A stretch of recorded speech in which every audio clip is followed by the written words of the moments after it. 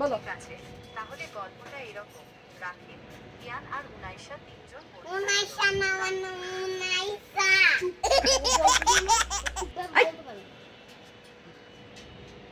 আচ্ছা বলো, ওর কথা শুনবো না।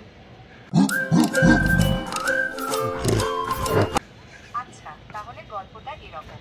রাকিব, কিয়ান আর উনাইশা তিনজন বন্ধু ছিল। রাকিব আর কিয়ান ছিল খুব সাহসী, আর উনাইশা ছিল একটু ভীতু কিন্তু খুব বুদ্ধিমতী। একদিন ওরা একটা পরিত্যক্ত ভুতুড়ে বাড়ির কথা জানতে পারে। কৌতূহল মেটাতে ওরা সেখানে গেল। বাড়িতে ঢুকে ওরা চারদিকে ঘুরে দেখছিল। সবকিছু কেমন যেন ছমছম করছে। হঠাৎ রাকিব একটা আবছা ছায়া দেখতে পেল। ওটা ভূতের মতো লাগছিল।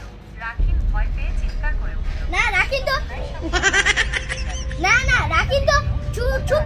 জেমিনি, চাদর বাতাসে উড়ছে। জেমিনি।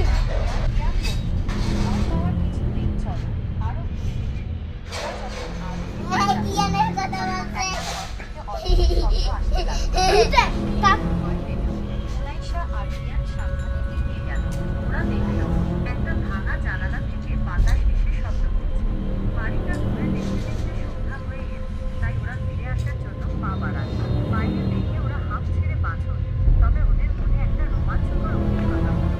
পরের দিন স্কুলে ওরা ওদের বন্ধুদের এই গল্প বলল। সবাই খুব মজা পেল। রাকিব বুঝতে পারল ভয় না পেলে অনেক মজা লাভ করা যায়। তুমি জানো না, তুমি জানো না রাকিনকে যদি ভূত দেখে তাহলে ভূতই রাকিনকে ভয় পায়। এরকম একটা গল্প বলো যে রাকিন আর কিয়ান ছিল সাহসী আর উনাইসা ছিল অনেক ভীতু। এরপরে একদিন একদিন হলো ওই একটা বাসায় গেল ওরা। Please like, share, and subscribe. Meow meow.